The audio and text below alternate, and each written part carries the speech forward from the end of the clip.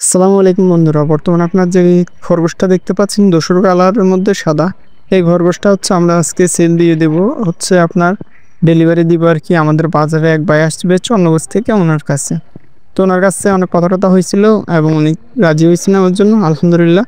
এখন আপনারা দেখতে পাচ্ছেন, আপনার একটা কার্টুন নিয়ে নিয়েছি। কার্টুনটা হচ্ছে পরিবহন করার ক্ষেত্রে এই কার্টুনটা বেশ ভালোই কাজে লাগবে। তো দেখতে পাচ্ছেন চারপাশ দিয়ে ফুটো করে নিয়েছি, যাতে করে সঠিকভাবে বাতাস সেখানে প্রবেশ করতে পারে এবং ভিতরের কার্বন ডাই অক্সাইড বাইরে যেতে পারে।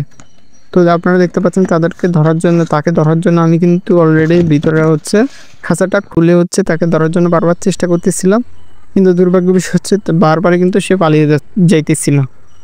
অনেকক্ষণ চেষ্টা করার পরও কিন্তু তাকে ধরতে পারেনি। আমার মনে হয় তার মনে হয়তো বা জানা হয়ে গেছে তার এই বাসায় আর থাকা হবে না।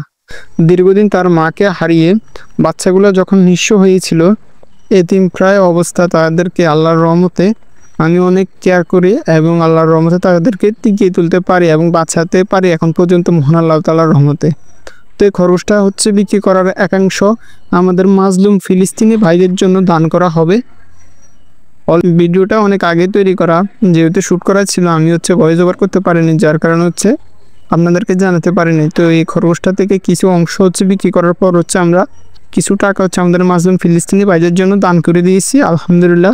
এবং আপনারা হচ্ছে সারা বাংলাদেশে অলরেডি তাদের জন্য হচ্ছে আমাদের ফিলিস্তিনি ভাইদের জন্য টাকা সংগ্রহ করতেছে বিভিন্ন জেলার মধ্যে। আপনারা চাইলেও এটার ভাগিদার হতে পারেন। নির্মম নিষ্ঠুর জাইনবাদী ইসরায়েল নির্মমভাবে আমাদের ফিলিস্তিনি ভাইদের উপর আক্রমণ চালাচ্ছে। অনেক কষ্ট করে তাদের জীবন জীবিকা নির্বাহ করছে তারা, এমনকি অনেককেই দেখা গেছে ঘাস খেয়ে বেঁচে থাকতে। তাদের এখানে নির্মমভাবে নিষ্ঠুরভাবে হচ্ছে আক্রমণ চালাচ্ছে এই ইসরায়েল বাহিনী। তো যাদের যতটুকু সামর্থ্য আছে আমাদের ভাইদের জন্য চেষ্টা করবেন যে হচ্ছে সহযোগিতা করার জন্য। আপনার সাহায্যের একাংশ ইনশাআল্লাহ আল্লাহ তাআলা আপনাদের এই উসিলা হয়তো বা এই রমজানের উসিলা আপনাদের সকলের গুনাহগুলা ক্ষমা করতে পারে ইনশাআল্লাহ। আমাদের জায়গা মতো গিয়ে ওই বাইকে দিয়ে দিয়েছি, যদিও হচ্ছে তারাবির নামাজের সময় হয়ে আসছিল ওই সময়, তার কারণে বিভিন্ন ব্যস্ততার তাড়াহুড়ার কারণে আর ভিডিও তৈরি করতে পারেনি। এমনকি অনেক ভাই ওই বাইকে জোরাজুরি করার পর চা খাইতে রাজি হয়েছিল, কিন্তু ঠান্ডা খাইতে রাজি হয় নাই। তো যাই হোক, এক সময় হচ্ছে ওই বাইকে আমি বিষয়টা সব কিছু বুঝিয়ে বলি এবং হচ্ছে বাইকটাকে গাড়িতে উঠিয়ে দিয়ে হচ্ছে আমি আমার বাসার দিকে রওনা দিই। কিন্তু দুর্ভাগ্য বিষয় হচ্ছে যখন আমি এটা সেল দিতে যাব, ওই সময় অনেকক্ষণই রাস্তায় হাঁটতে হয়েছিল, গাড়ি পাইতেছিলাম না।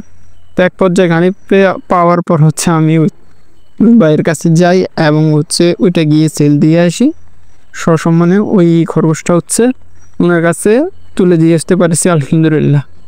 যাই হোক, আজকের মতো ভিডিও ছিল এই পর্যন্ত। সবাই ভালো থাকবেন, সুস্থ থাকবেন। আল্লাহ হাফিজ। আসসালামু আলাইকুম ওয়া রাহমাতুল্লাহ।